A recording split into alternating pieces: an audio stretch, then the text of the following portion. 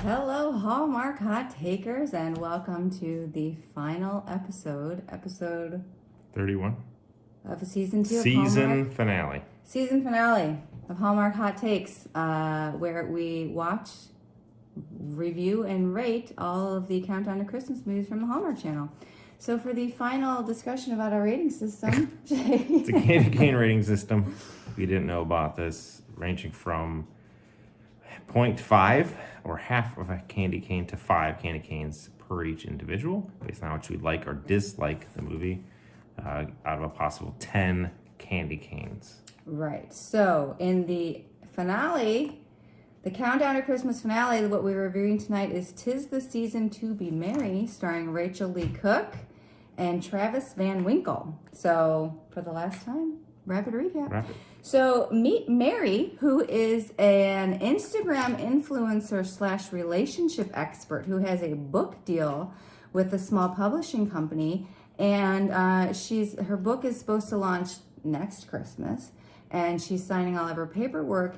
And through a little bit of a misunderstanding, her publisher thinks that she is basing her story on a real life perfect relationship that she got through following all of her rules for relationships. And they come to find out that it's not real. It was just an imaginary thing that she came up with. But so her publisher finds out about this and is obviously not happy. But in the meantime, Mary goes home with Darlene, her best friend / I think editor. Editor. And goes back to her hometown in Vermont for Christmas while they try to figure out a plan of how they're going to fix this book. So when they're in Vermont, Mary meets up with Adam, who is Darlene's brother, and who has met her before. They met in Boston at one point and both kind of crushed on each other a little. But Adam is just back from the rainforest. He builds houses and nature preserves and all kinds of stuff. But he's back in Vermont and he wants to settle down and take over his parents' store. So Mary and Adam start hanging out together. Meanwhile, Sonia, the book editor, comes to Vermont wanting answers of when Mary is going to figure out what to do with this book. So she's kind of in a bind, and she's like, if you don't figure out how to fix this, because you're not a fiction author, this is being sold as like I guess a biography kind of thing. So they can't sell it as fiction, so she has to fix it. So through getting together with Adam, she realizes that, there aren't really rules for relationships, and Adam kind of realizes that he wants to put down roots and he wants to take over his parents' store. But come to find out, his parents have actually sold the store and the Christmas tree farm out from under him. And the land. And the land, all out from under him. So he's kind of a wash. And so he gets this offer from his ex-girlfriend to go on another trip building stuff in Thailand or something. And so once Mary figures out that there is no rules for relationships, she figures out what she needs to do to fix this book, and she binges it all in one night, and she takes it to Sonia before Sonia leaves for the airport. And Sonia is skeptical on the idea, but she's sold on it at the end. And then she goes and sees that Travis is at the airport. Not Travis, that's the actor's name. That Adam is at the airport thinking that he's actually leaving for Thailand. She goes up to him and she's like, what the heck? You were just going to leave without saying goodbye? And she asks him to stay. And he says, okay, but I wasn't really going there anywhere anyway because I was looking for you. And they kiss. And we flash forward to a year in the future, and her book is launched and it's a huge success and everybody's happy. And that is 'Tis the Season to Be Merry from the Hallmark Channel. Recap. All right, we'll do one last review. Stay tuned. Okay, so let's move on to the ratings portion of the show. Dun, dun, dun. Dun, dun, dun. I'm going to start with my dislikes. Oh, that's a good start. So there is a scene in which Mary is in Travis's bed because she's staying in his room before she knows he's back in town. And he doesn't know she's in there. So she lays down on his bed and he comes out of the shower and they both have earbuds in.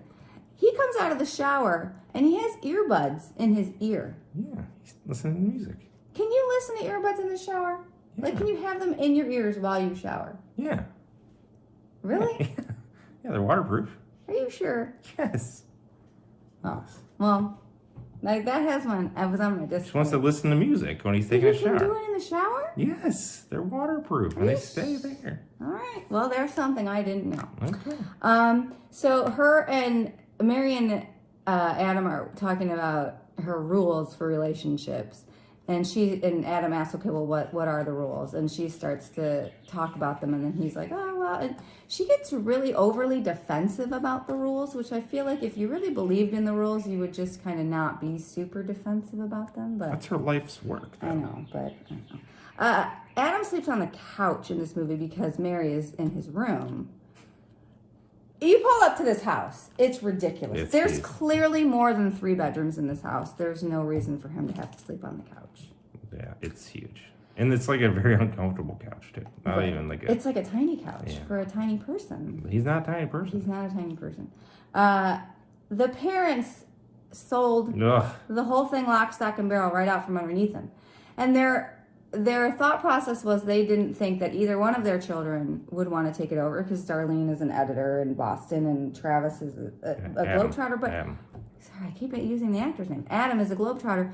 But you wouldn't ask. You wouldn't just let them know, hey, we're going to sell this?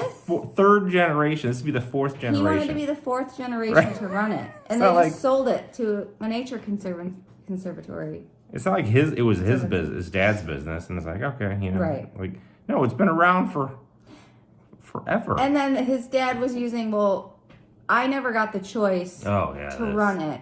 It was just what was expected of my generation. And you have a choice. Like kind of saying, this isn't good enough for him. But that's what he wanted to do. And you never gave him a chance. And I hated that. And then at the end of the movie, there was no resolution to what Adam got to do. Like he clearly wasn't going to go to Thailand. He wasn't able to take over his parents' business, so what was he going to do? I didn't like that there was no resolution to any of whatsoever. That. I did not like that. I hope his parents choke on that money, that blood money. They sold it to a nature conservancy. Blood money.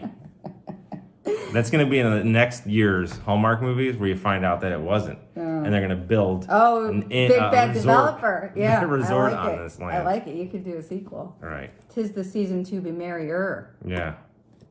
It's a good one. What were your dislikes? At the beginning of the movie, she takes a selfie. Like, these people are like,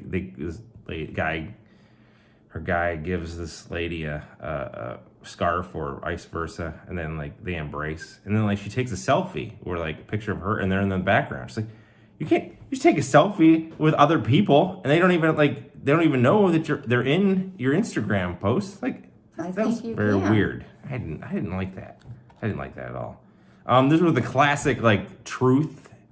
Like there's a lie that's a brewing, but then they can't get it out in time because they keep getting interrupted. Right, because Sonia keeps telling her how great this is going to be. She really lays it on thick. Sonia is the publisher, and she lays it on really thick with how this book is going to save their little agency, and they're not going to have to go through layoffs and all this stuff. So, but they didn't carry it through the whole movie. But we'll save that part. But again, the huge house again. The huge house, like 3 bedrooms. Clearly, it had more than 3 bedrooms. And then killing the family business after 3 generations. That's terrible. Did not like that.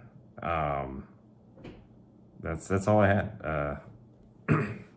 That's all I had here. All right. Likes his truck. Hank. Adam's truck named Hank. Big old red truck, totally janky. Loved it. Loved it. I like their little argument. So before, a couple years earlier, they had met in Boston when he came to visit his sister. And Mary and Adam have an argument about who rejected who. And they both think they rejected the other one. And I thought that was pretty funny. I called that the turnaround of advances. That was good. I like that. It's also my favorite thing. Well, I like how they explain, because at first when they went with the book, it wasn't clear in the beginning that it was clear that she had sold this as this story really happened, but it wasn't clear that she wasn't a fiction writer. So I was kind of at the beginning being like, well, what's the big deal?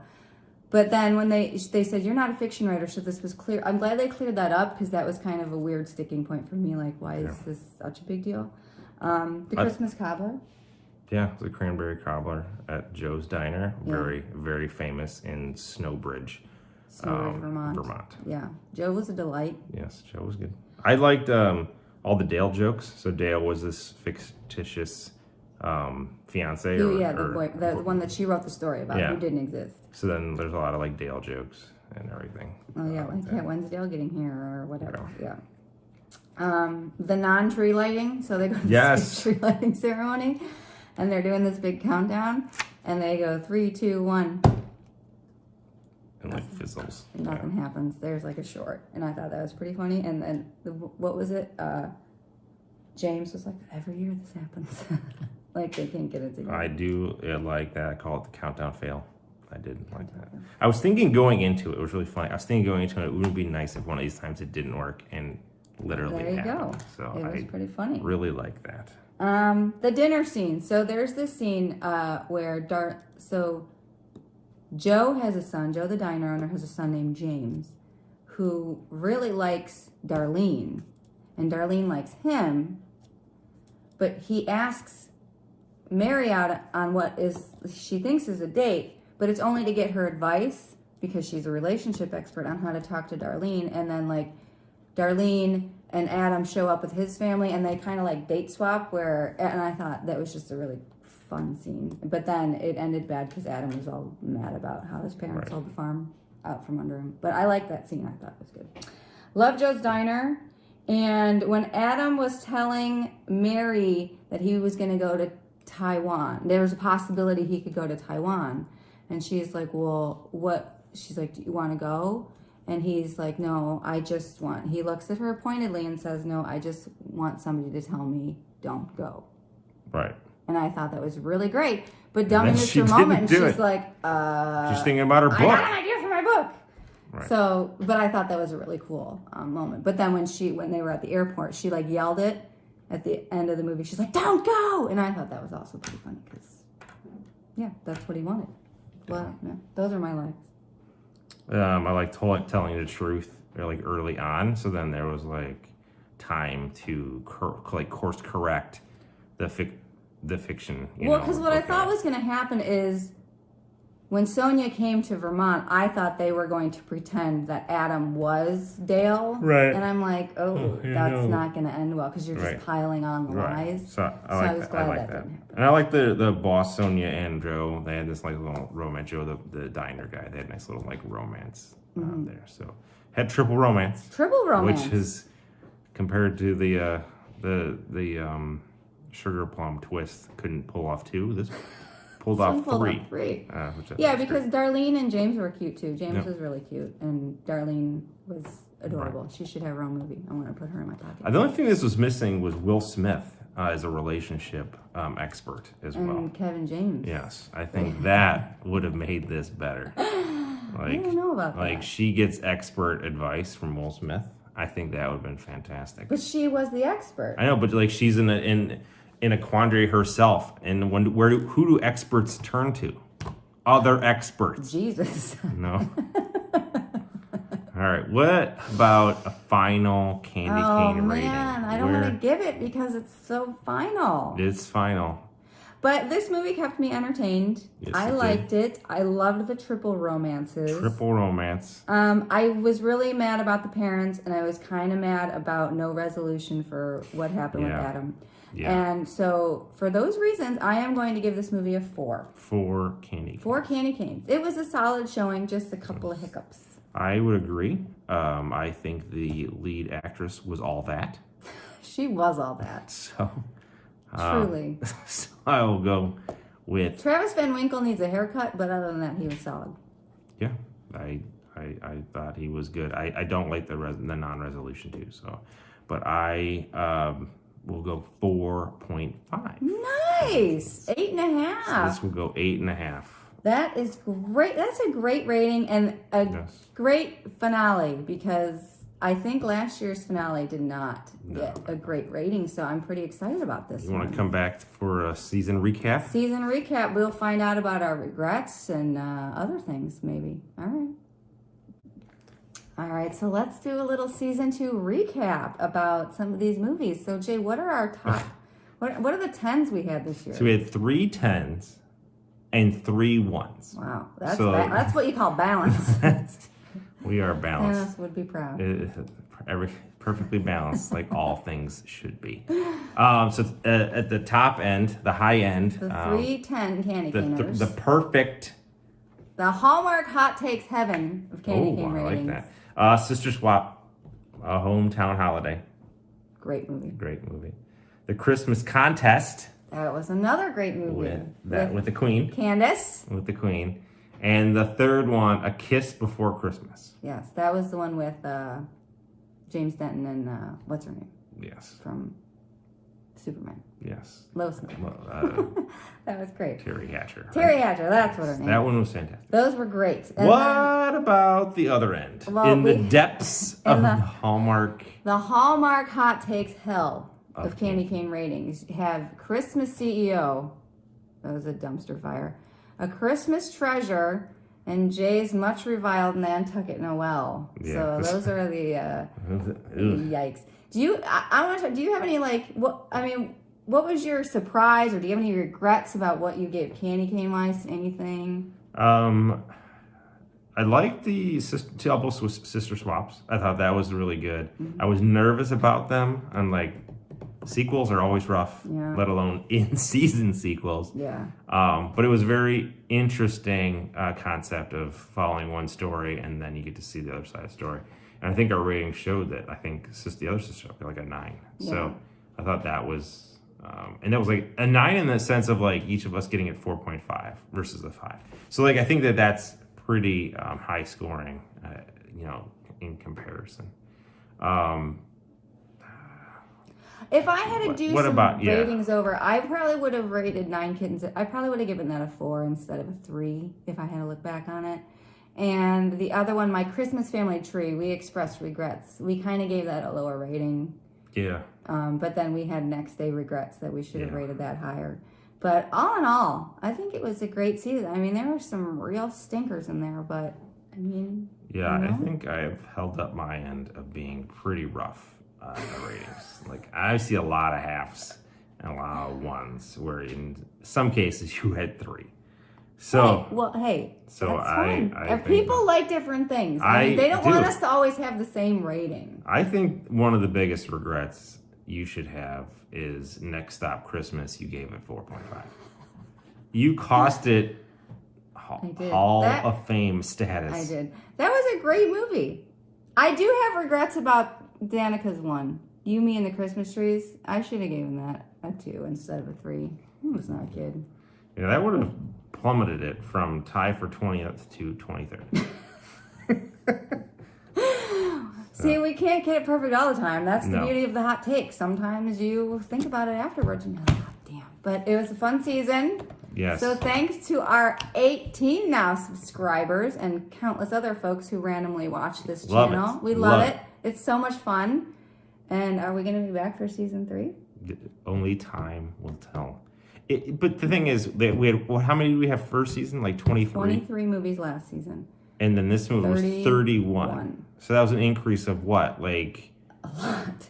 Like 40% or something? Yeah. So like, I don't know if I can do like 45 movies. If they increase the movies, I don't know. If they increase at the same rate, it's just not possible. They can. I don't think there's enough actors. They did. I don't think there's enough actors to do that. Oh, there are. I have a list of actors I want to see in these movies. Kevin Nealon needs to be a Hallmark dad. Yes, Kevin Nealon is amazing. All right. Great season. Thanks, everybody. Merry Christmas, and maybe we'll see you next year.